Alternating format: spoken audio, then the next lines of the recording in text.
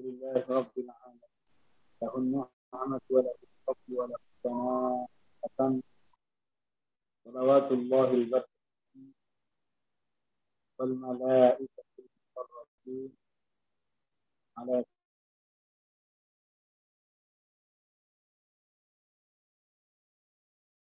سيدنا محمد وأصحابه الطيبين. اللهم لا سهل إلا ما سهلا وأنت يا حي يا قيوم تجعل الحزن إذا شئت سهلا. اللهم علمنا ما ينفعنا وانفعنا بما علمتنا وزدنا علما.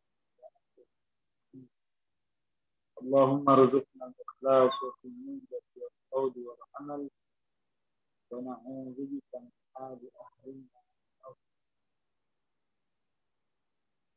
Alhamdulillah, mari kita senantiasa memuji dan bersyukur kepada Allah di mana pada siang hari kita mendapat kesempatan hingga kita bergabung dan diskusi kemudian keadaan tentunya penuh dengan rasa ikhlas karena semata-mata hanya mencari ridha Allah Subhanahu wa taala. Mudah-mudahan Allah Subhanahu wa taala angkat dan tinggikan derajat kita. Mudah-mudahan dengan barokah kita kita semua dapat pimpinan, dapat maghfirah dari Allah. Insya Allah pada kesempatan siang hari ini kita akan melanjutkan murajaah dari kitab Al-Fawaidul Islamiyah, di mana pertemuan kita kemarin sampai pada pembahasan masalah bahwa Allah Subhanahu wa taala memiliki sifat al-baqa, memiliki sifat al-baqa. Dan sekarang kita akan menyebut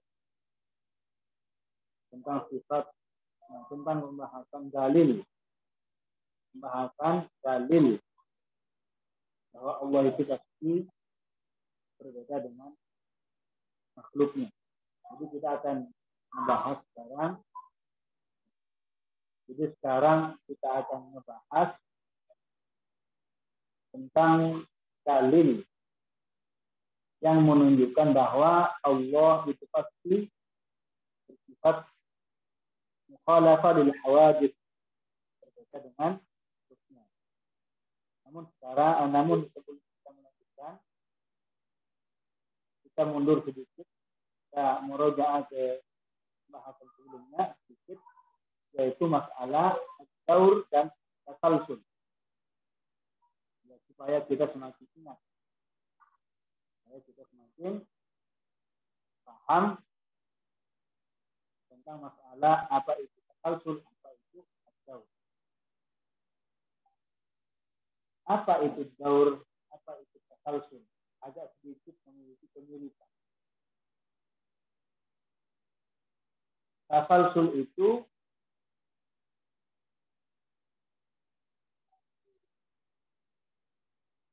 masih putus-putus suara saya. Masih putus-putus. Saya nggak tahu. Bismillah. Masih putus-putus.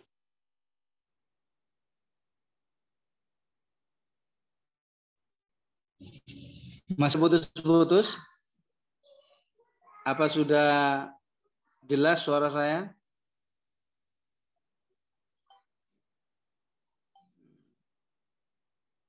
Baik. Berarti ini ngaruh ini.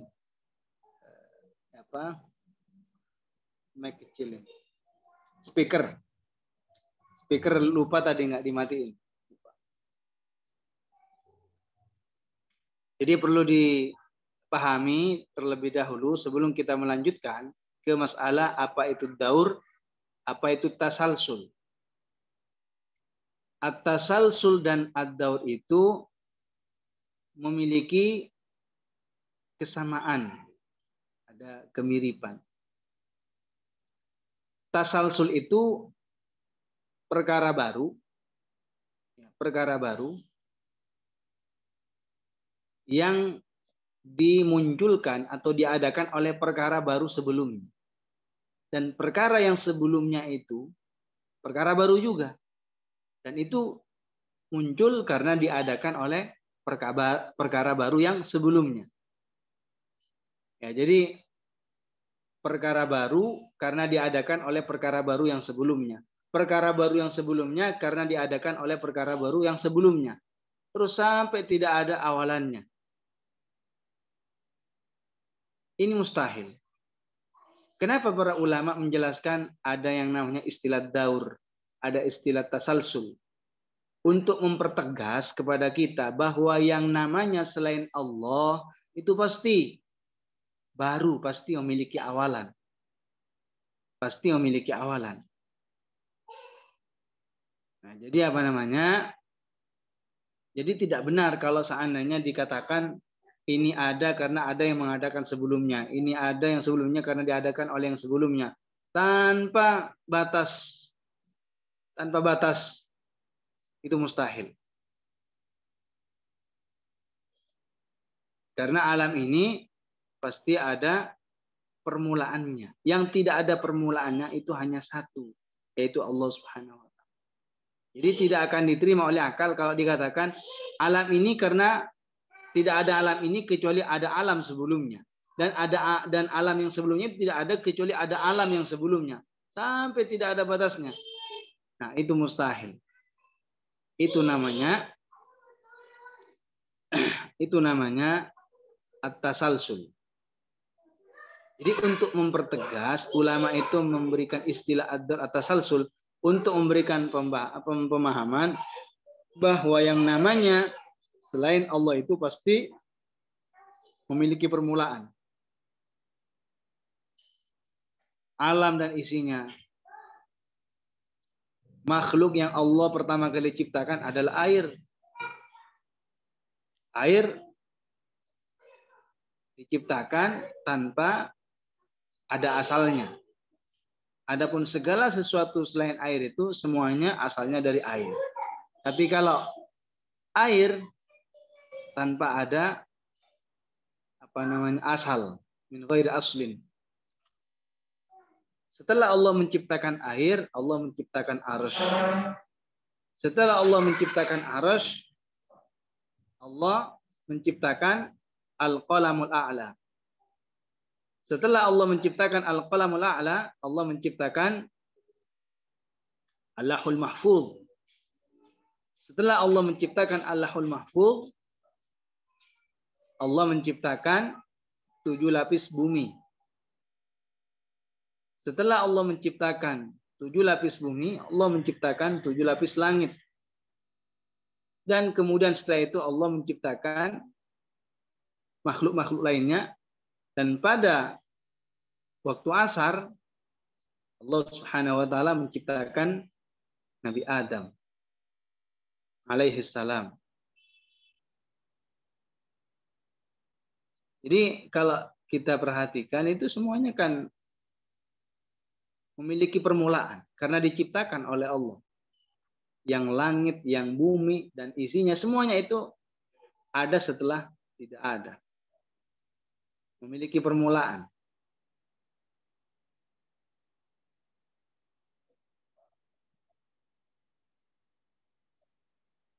Jadi ada sebagian orang itu ingin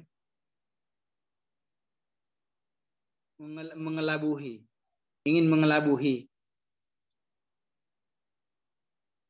bahwasannya alam ini ya ada alam yang sebelumnya dan alam yang sebelumnya ada alam yang sebelumnya sampai tidak ada batasnya. Apa katanya mereka? Ayam dari telur, ya kan? Telur dari ayam, ayam dari telur. Seperti itu. Jadi tidak ada ayam kecuali ada telur kan? Dan telur itu tidak ada kecuali ada ayam sebelumnya. ayam itu tidak ada ayam kecuali ada telur yang sebelumnya. Mana yang lebih dulu? Telur atau ayam? Ayam. Baru Allah Subhanahu wa taala menciptakan dari ayam itu apa? Cabang-cabangnya, bagian-bagiannya yang lainnya. Seperti Nabi Adam. Nabi Adam kan makhluk pertama, apa namanya? Manusia pertama kali. Terus melahirkan banyak. Semuanya kan itu apa? Memiliki permulaan. Jadi ini pemahaman para ulama. Kenapa ada istilah-istilah seperti ini? Ada istilah daur, ada istilah tasalsul untuk membuktikan bahwasannya alam ini baru. Untuk memberikan pemahaman kepada kita bahwasannya alam, segala sesuatu yang selain Allah itu memiliki permulaan. Adapun ad-daur, ya kalau tadi itu apa namanya tasalsul. Kalau ad-daur itu mirip seperti yang saya sampaikan sebelumnya. Jadi ada 3 orang misalkan. Katakan salah satu ini pendekatannya. Zaid mengadakan Omar. Berarti Omar itu makhluk yang menciptakan Zaid. Kemudian Omar juga pencipta bagi Bakar. Bakar menciptakan Zaid. Zaid menciptakan Omar. Omar menciptakan Bakar. Muter seperti itu. Itu mustahil. Nggak bakalan terjadi. Kenapa? Nggak mungkin Zaid statusnya menjadi pencipta dan menjadi makhluk dalam satu waktu, ya nggak bisa.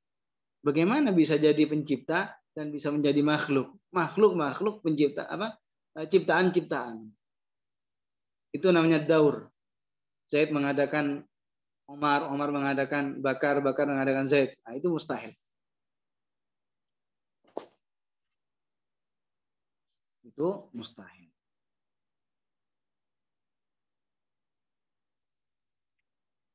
Jadi tujuan daripada ulama kenapa ada istilah-istilah daur, ada istilah tasalsul untuk memberikan pemahaman bahwa kepada kita bahwa segala sesuatu yang selain Allah itu pasti butuh kepada yang menciptakan. Dan untuk memberikan penjelasan bahwa yang selain Allah Subhanahu wa taala ini memiliki permulaan, memiliki awalan.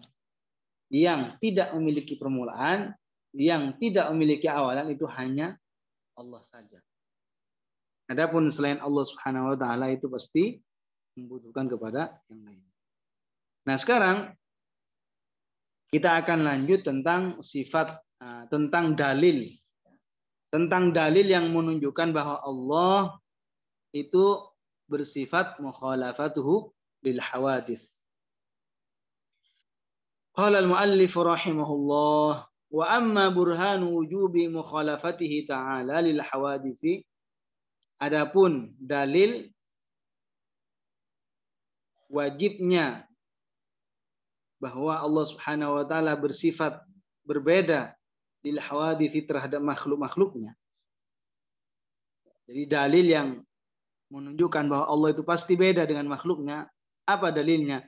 Fali annahu, yaitu karena lau mathala syai'an, seandainya Allah itu menyerupai salah satu makhluknya, minha, dari makhluknya, seandainya Allah itu menyamai atau mirip atau semisal dengan salah satu yang ada pada makhluknya, lakana haditsan mithlaha, maka niscaya ia pasti juga sama-sama baru, sama-sama hadis.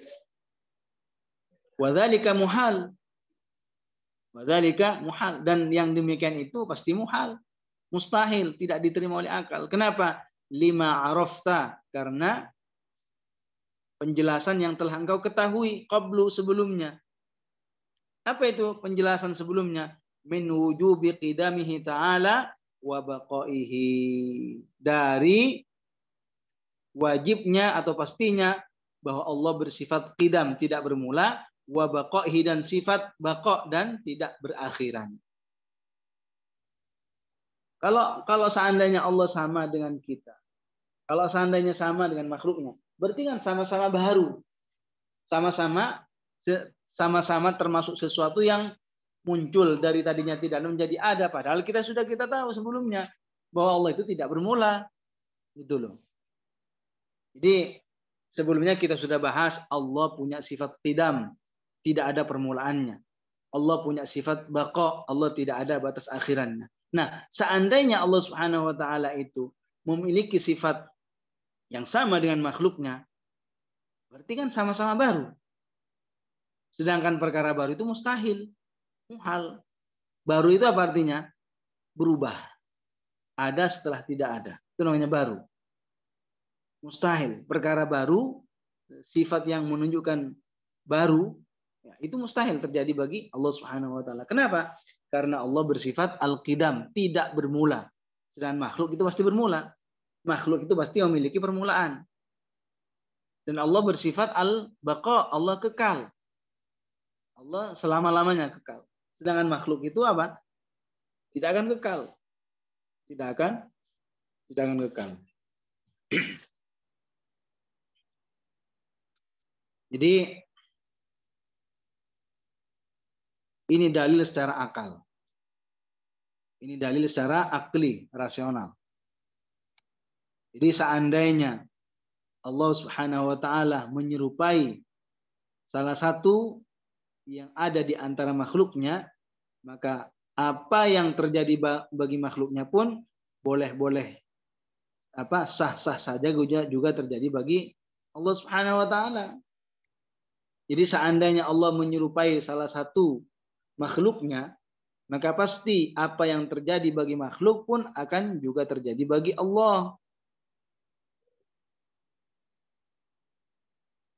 Apa contohnya yang terjadi bagi makhluk?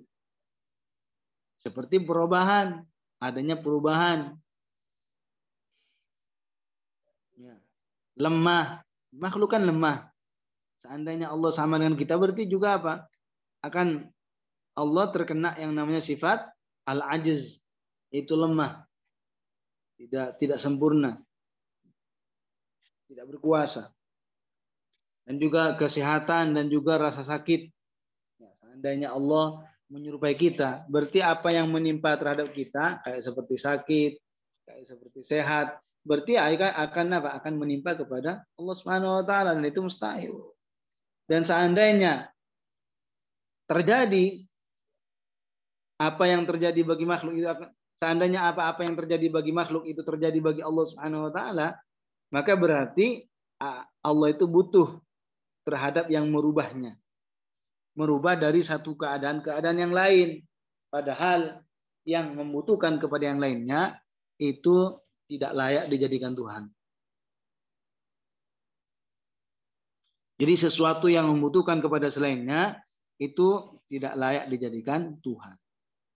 Wal muhtaju ila ghairihi la yakunu ilahan. Sesuatu yang butuh kepada selainnya itu la yakunu ilahan. Tidak layak, tidak bisa dijadikan sebagai ilah, sebagai Tuhan. Maka pasti, ya, karena sudah kita tahu bahwa Allah itu pasti tidak butuh terhadap yang lainnya, maka pasti bahwa Allah itu tidak menyerupai sesuatu pun di antara makhluknya. Ini dalil secara akal, ya. Dalil secara akli, dalil secara hukum akal. Jadi dalil secara hukum akal, saya ulang, seandainya Allah Ta'ala menyerupai salah satu makhluknya, salah satu ciptaannya, maka apa yang terjadi bagi makhluknya akan terjadi bagi Allah Subhanahu wa taala. Apa yang terjadi bagi makhluknya?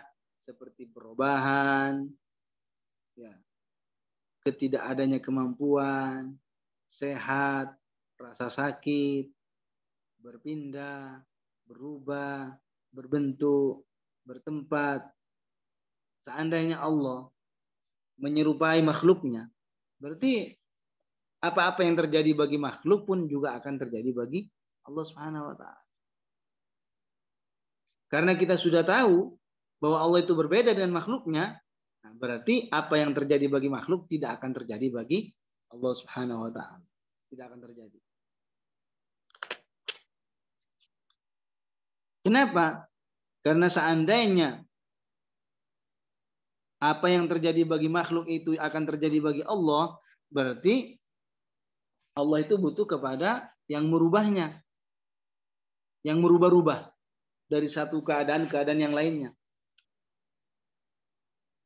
Dan yang butuh kepada selainnya itu lemah. Dan yang membutuhkan kepada selainnya itu lemah. Sedangkan yang lemah itu tidak layak dijadikan Tuhan. Tidak layak dianggap sebagai Tuhan. Karena butuh itu bukan sifat yang sempurna. Allah berfirman dalam Al-Quran, walillahil mathalul a'la. Walillahil mathalul a'la. Ailillahi al-wasful ladzi la yushbihu wasfa ghairihi. Artinya bagi Allah Subhanahu wa taala sifat yang tidak menyerupai sifat-sifat makhluk. Allah memiliki sifat, tapi sifat-sifatnya tidak menyerupai sifat-sifat makhluk. Ini dalil secara akli, ya. Ini dalil secara akal. Nah sekarang kalau dalil secara nakli, ada akli. Kalau akli itu rasional, akal. Ada dalil secara nakli, pakai non, nakli. Apa itu dalil nakli? Dari Al-Quran atau dari hadis? Al-Quran atau hadis? Allah Subhanahu wa taala banyak sekali berfirman dalam Al-Quran yang isinya tentang masalah pensucian. Tidak adanya kesamaan antara pencipta dengan makhluk. Bukan hanya dalam satu ayat atau dua ayat atau tiga ayat, banyak yang isinya tentang masalah tanzihullah an musyabahatil makhlukin, yang isinya tentang bahwa Allah itu tidak menyerupai makhluknya. Di antara ayat yang paling tegas yang menjelaskan bahwa Allah itu tidak sama dengan makhluknya, tidak mirip dengan makhluknya, tidak semisal dengan ciptaannya adalah laisa kamitslihi syai'. Laisa kamitslihi syai', ayatnya pendek dan merupakan ayat yang paling tegas. Yang paling tegas di dalam apa? Di dalam menjelaskan bahwa Allah itu betul-betul tidak sama dengan makhluknya. Tidak sama dengan ciptaannya.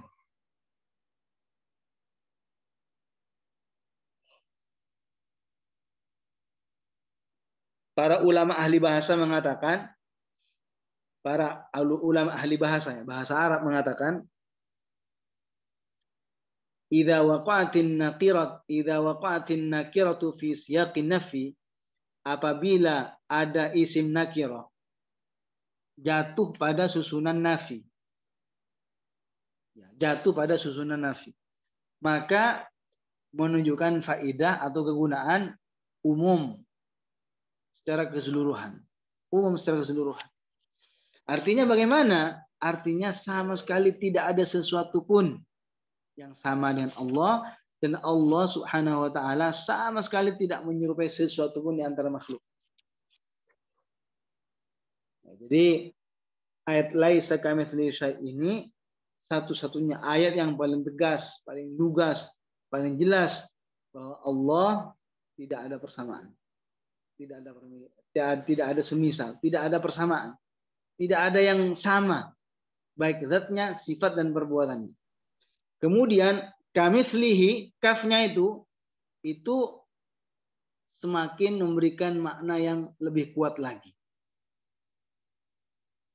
Seandainya dikatakan laisa mithluhu syai', itu sudah cukup bahwa Allah itu tidak ada persamaannya. Tapi ketika ditambah dengan kaf, itu lebih menguatkan lagi bahwa benar-benar Allah itu tidak menyerupai dengan makhluk, tidak menyamai dengan ciptaannya, tidak sama dengan makhluk. Jadi kegunaan al-kaf dalam ayat ini laisa kamitslihi, ya, pakai kaf kamitslihi itu litaukid, untuk menguatkan penafian bahwa benar-benar apa? Benar-benar Allah itu tidak menyamai makhluknya, tidak menyamai ciptaannya. Ya, jadi Allah Subhanahu wa taala karena tidak ada persamaannya, tidak ada kemiripannya, ya jangan ditanya di mana tempatnya. Kenapa? Karena yang punya tempat itu pasti semisal dengan kita. Semisal dengan kita, ada kesamaannya. Sama-sama punya kaki. Ya kan kalau ditanya, kamu di mana tempat tinggalnya? Kenapa kok bisa seperti itu tanyanya? Karena sama-sama punya tempat tinggal.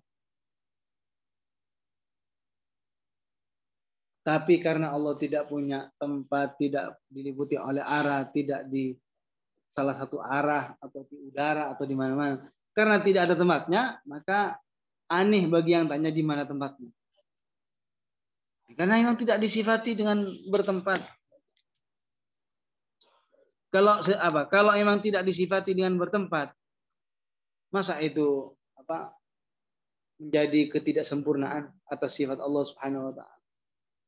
Karena memang tidak disifati. Tidak disifati dengan bertempat atau diliputi oleh arah.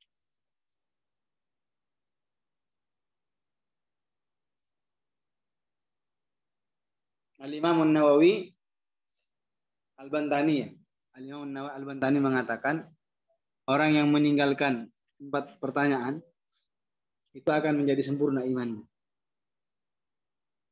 Tidak bertanya di mana, bagaimana, berapa, mulai kapan adanya. Nah, itu harus diperhatikan bahwa yang menjelaskan tentang tanzih, pensucian Allah daripada menyerupai makhluknya, itu termasuk ulama besar kita di tanah air kita. Yaitu Al-Imam Al-Bantani, An-Nawawi Al-Bantani menyebutkan bahwa yang meninggalkan 4 perkara itu akan menjadi orang yang sempurna imannya. 4 perkara itu apa saja? Tidak bertanya di mana tempat, berapa, bagaimana, mulai kapan adanya. Tidak bertanya seperti itu. Tidak bertanya seperti itu. Kenapa? Karena di mana itu berarti apa? Ya, bertanya tempat biasanya. Bagaimana? Itu berarti tanya tentang sifatnya, akhlaknya, tingkah lakunya, tanya karakternya. Berapa? Itu berarti mau menunjukkan Tuhan itu lebih daripada satu. Tanya bilangan. Jadi Allah Subhanahu wa taala itu tidak demikian. Tidak baru, tidak bertempat, tidak bermula. Jadi apa-apa yang terjadi bagi makhluk itu mustahil terjadi bagi Allah Subhanahu wa taala. Jadi beberapa perkara yang memiliki kesamaan, maka di antara sesuatu tersebut tidak ada yang bisa menciptakan yang lainnya. Perkara yang memiliki kesamaan, perkara yang memiliki kemiripan, itu bukan pencipta bagi yang lainnya. Meja ini dengan manusia punya kesamaan enggak? Ada. Sama-sama bertempat, sama-sama memiliki ukuran, sama-sama memiliki ketebalan.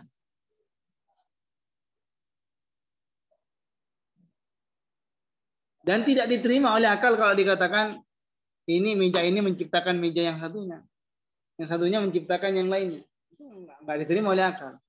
Kenapa? Karena pencipta, karena dua hal yang sama, yang memiliki kesamaan, itu mustahil menciptakan yang lainnya. Mustahil menciptakan yang lainnya.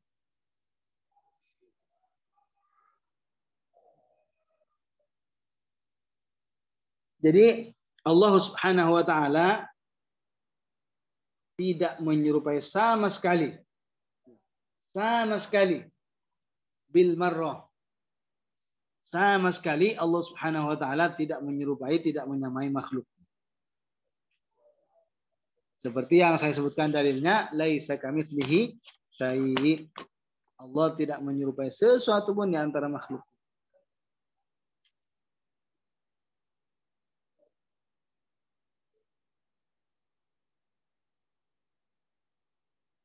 Jadi kalau tiba-tiba Nah, tiba-tiba orang itu terkena setan, gangguan setan. Meyakini Allah seperti apa, meyakini Allah bertempat. Nah, tiba-tiba terlintas seperti itu, maka baca amantu billahi wa rasulih. Saya beriman kepada Allah dan Rasulnya. Kemudian tidak saya ikutin setelah itu. Tidak perlu diikutin apa gangguan setan itu. Rasulullah mengatakan orang-orang itu akan senantiasa bertanya, punya banyak pertanyaan sampai mengatakan ini Allah yang menciptakan, ini Allah yang menciptakan. Nah, terus siapa yang menciptakan Allah? Terus siapa yang mengadakan Allah? Kata Rasulullah, barang siapa yang mendapati pertanyaan seperti itu, perasaan seperti itu dalam dirinya, maka katakan amantu billahi wa rasulih. Amantu billahi wa rasulih. Jadi saya beriman kepada Allah Subhanahu wa taala dan kepada Rasulnya, kepada utusannya. Dan senantiasa ingat juga terhadap perkataan Thauban ibn Ibrahim. Dan juga ingat selalu tentang perkataan Thauban ibn Ibrahim, yaitu mahma tasawwarta bibalika Allahu bi khilafi dzalik. Apapun yang terlintas di benakmu tentang Allah, maka Allah tidak sama atau tidak mirip dengan yang terlintas itu.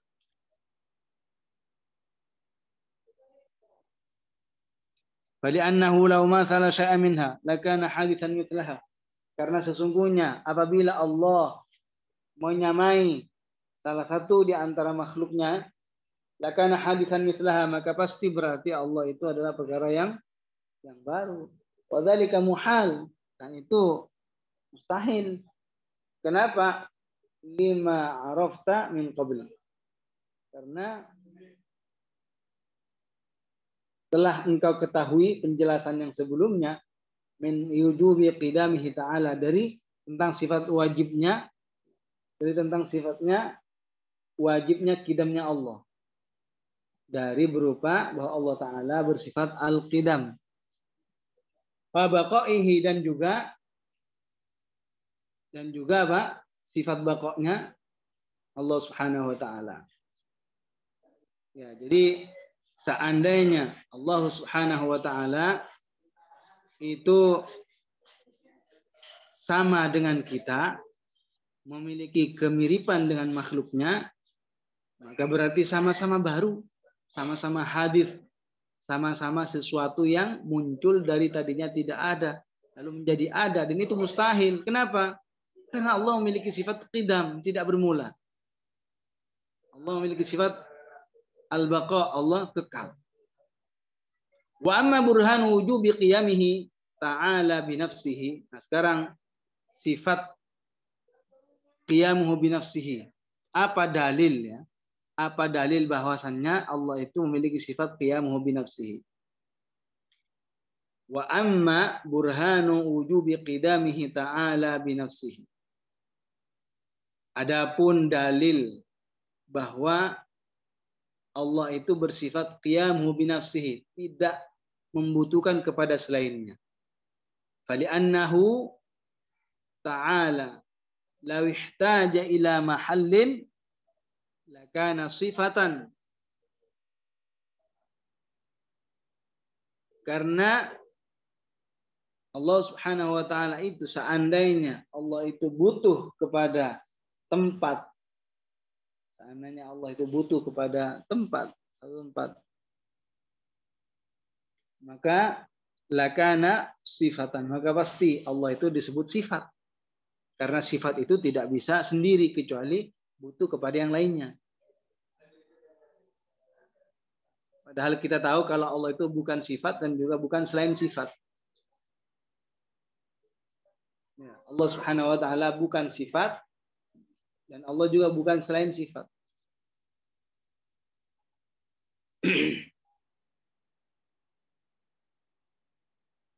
Jadi seandainya Allah membutuhkan kepada tempat, seandainya Allah membutuhkan kepada ruang kosong, lakana sifat, maka niscaya Allah itu adalah suatu sifat. Dan itu mustahil. Karena Allah bukan sifat. Jadi Allah Subhanahu wa taala berfirman dalam Al-Qur'an, "Fa innallaha ghaniyyun 'anil 'alamin." Fa innallaha ghaniyyun 'anil 'alamin. Sesungguhnya Allah Subhanahu wa taala ghaniyyun, tidak membutuhkan kepada selainnya. 'Anil 'alamin, kepada seluruh makhluk.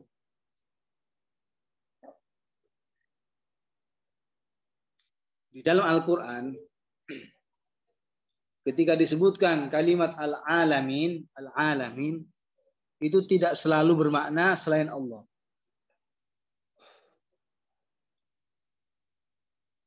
Tergantung konteks pembicaraan sebelumnya.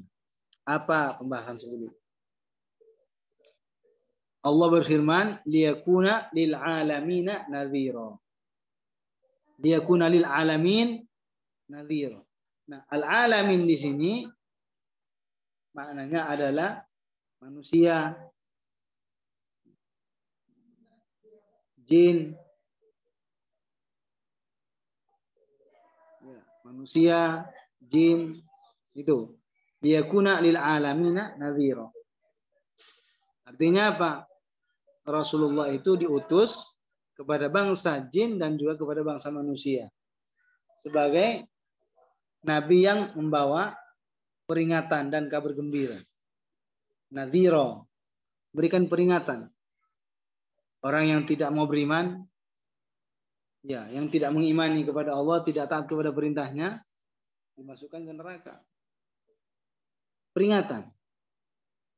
Wa man lam yu'min billahi wa rasulihi fa inna a'tadna lil kafirina sa'ira. Barang siapa yang tidak beriman kepada Allah dan Rasulnya, maka sesungguhnya kami telah persiapkan neraka bagi orang-orang kafir. Itu jadi kata-kata lil alamina tidak selalu dalam semua kondisi itu bermakna segala sesuatu selain Allah. Tapi kalau dalam surah Al-Fatihah, alhamdulillahi rabbil alamin. Nah, al-alamin di situ ya selain Allah. Segala sesuatu selain Allah itu disebut alamin. Makanya tergantung konteks pembicaraan sebelumnya. Tergantung konteks pembicaraan sebelumnya.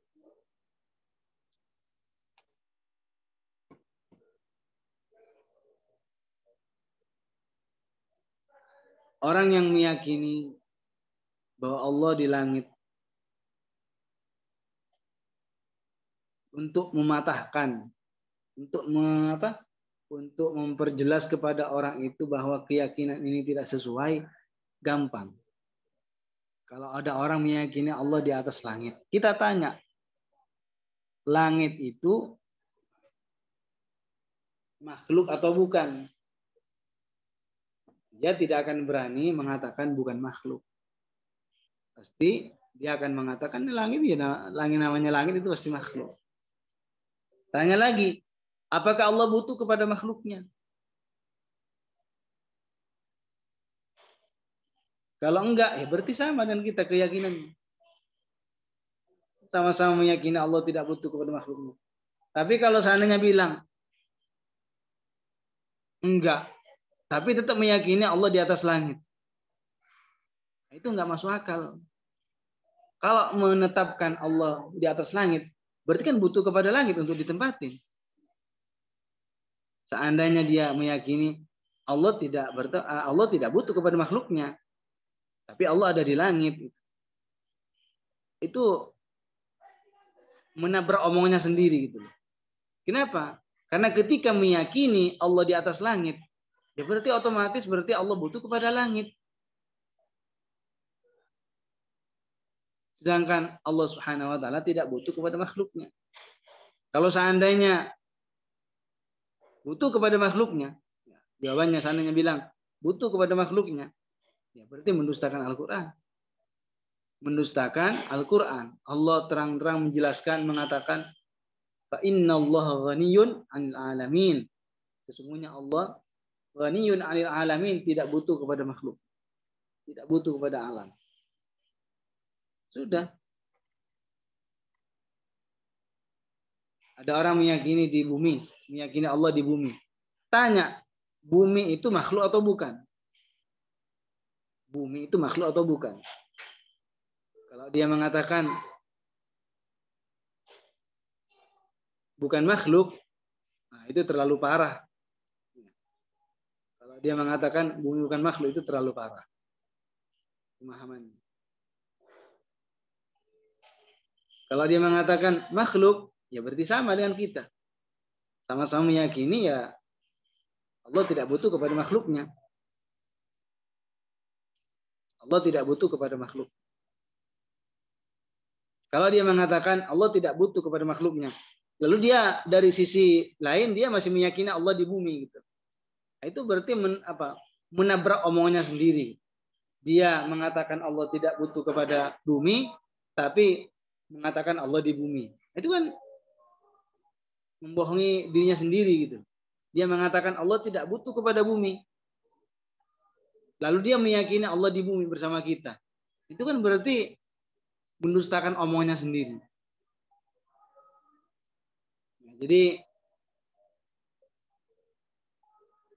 Jadi kita itu harus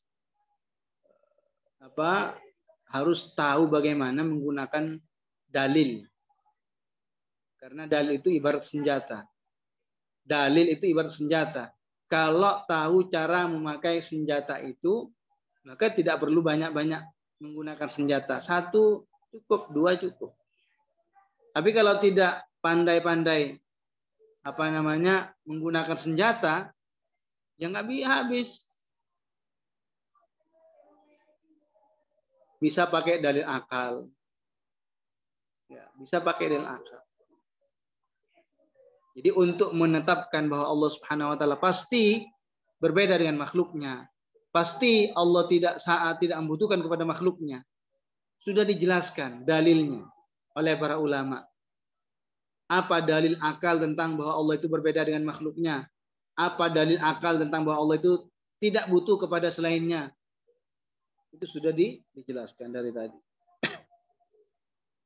Ya, mudah-mudahan kita senantiasa konsisten untuk terus mencari banyak tahu tentang masalah dalil-dalil tentang keaswajaan demi membentengi diri kita, keluarga kita, tetangga kita dari faham-faham yang keyakinan tasbih, dari faham-faham yang pemikiran tasbih yang menyerupakan Allah dengan makhluknya. Mungkin sampai di sini karena di sini mau asar ini hampir sholawat. Ya, mari kita tutup dengan sholawat dan tahlil. Insyaallah nanti kalau ada pertanyaan ya sambung besok insyaallah. Baik, nuhallil. La ilaha illallah. Allahumma salli ala sayyidina Muhammad wa ala alihi wa sahbihi wa sallim. Rabbi ighfirli wa liwalidayya wa lil mu'minina wal mu'minat. Assalamualaikum warahmatullahi wabarakatuh.